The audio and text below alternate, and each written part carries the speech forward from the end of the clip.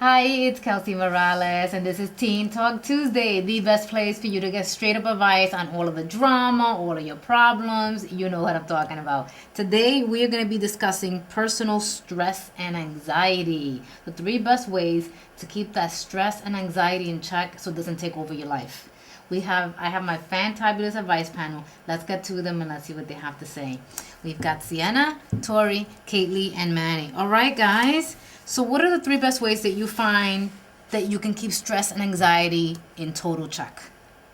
What are the three best ways to do that? Let's start with number one. What is the number one way? Manny.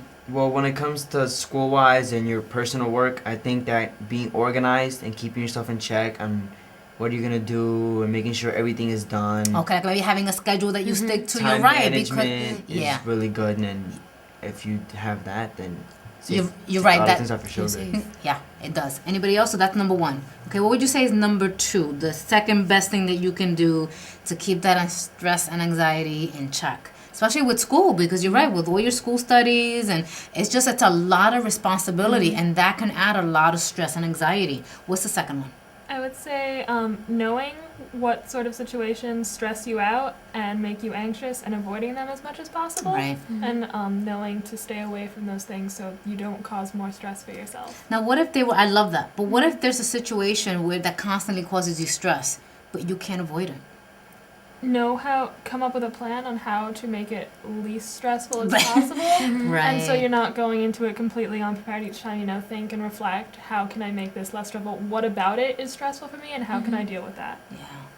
Yeah, I was going to say, kind of going off of what Sienna was saying, an idea that I've incorporated for myself and me and my friends have all done it is like using a journal every night. Like when you're relaxed, when you're just in your home, like take a journal, reflect on what the day went, reflect on the good and the bad, because that way you can look at what stressed you out and what had you anxious and like check it in for tomorrow, make sure that doesn't happen, and then make sure to always keep the good in mind to be like, oh, well, if I'm stressed out about this, I know that this could always calm me down and soothe me down. Right. So it's kind of like a balance for your own self to keep that in love mind. that. I think that will help a lot because it provides a lot of clarity. I think that's what's nice about it. You're able to, a lot of the times we're getting stressed, right? And we keep adding, like things keep happening, and then like we're just, because you're so busy. Yeah.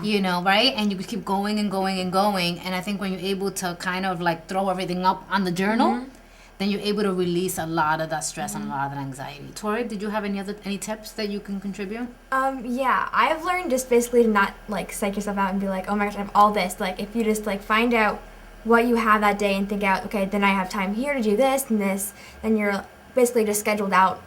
Like I'm leaving for California week. I had 4 tests today. I was completely like scrambling around like for the past like 3 weeks, and I'm going crazy. But like I learned to like just write it down and be like, okay, I have this then. I have like 20 minutes here to do this.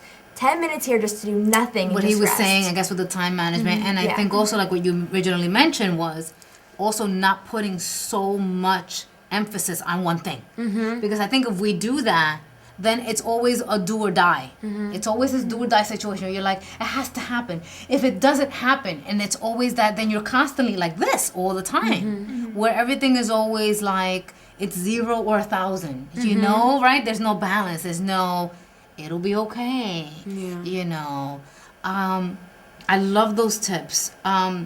What's the danger in getting yourself overstressed and anxiety ridden? Because we're talking about reducing it, but why do we need to reduce it? Like, what's the danger behind it if you don't reduce that anxiety and keep it in check? Manny. Well, nowadays there have been a lot of like suicide caused by stress and anxiety, and I believe that if we control that, we could reduce the numbers of people that are committing suicide. Right, because they just feel out of control, overwhelmed, and just can't handle it. So Can't escape it. Yeah. Anybody else? Any other reasons? I feel like sometimes when people feel overworked or overstressed, they try to look for escape routes, like they try to look into drugs or into alcohol and things like that, just to like soothe down their stress, so that they know that those type of things are meant to relax them. Right. They kind of go or make them foggy so that they're not thinking about it. Exactly. And then that's just going to bring them more health problems in the long run. Not only that, it won't solve anything for you. Right. It never solved it, right. You were foggy for a little bit and it never went away. And then you're just wasting time because a problem that you could have solved, you're wasting that time trying to smoke or get off your mind. And then when the smoke is done, then you're like, the problem is now bigger because I haven't done anything about it. Now I have to smoke again, right? Exactly. And then you're done and you smoked for 3 years and the problem is still there. Yeah. Anybody else? Any other reasons why you think, you know what, you have to keep it in check? Because if you don't, this is a danger behind that. It definitely affects you physically. You know, it's very physically draining to be stressed out all the time on your body. It raises your heart rate. It makes your breathing irregular. It tenses everything up. So it's just really physically draining for you.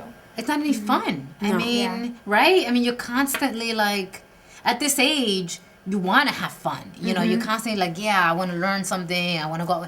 And if you're constantly stressed, you're going to be a wreck. Tori? I definitely agree. You know, you're constantly thinking, like, I have to get this done. Like, I have, like, a specific time to get it done. And that's all that's on your mind for, like, a long time. And to have to, like, constantly be thinking about that, of course, it's, like, physically draining, like she said. And it's just really hard, and you know I have to get it done. And, yeah. Well, thank you so much for your input. It's a topic that I know all teenagers suffer. I mean, even adults, you know, it's just, we're a society that we're just overbooked.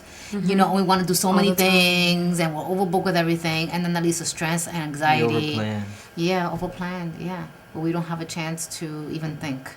And I think that's where that journal works really well. So guys, if you have any tips that have worked for you, you know, that we haven't mentioned here, please share it under the video, because I think it'll be a great resource for everybody else that tunes in to be able to see different opinions and different tips on being able to reduce stress and anxiety. Because at your age, I mean, like I said, stress and anxiety hits everybody at every age. But I think especially for teenagers, it's pretty acute, because you have so many things bombarding you and so many different things going on. And the best way for you to be able to do that is to keep it in check. You know, it's going to happen. Know that you will be stressed and something is going to cause anxiety, but you need to bring it down and you need to keep it in check, right? So that way you're not going around doing anything crazy, or so that you're not going around being a wreck all the time because you're constantly anxiety-ridden and now you don't even want to leave the house. Because it happens. It happens. Well, thanks so much for watching. I'll catch you next time on the next episode of Teen Talk Tuesdays. Bye.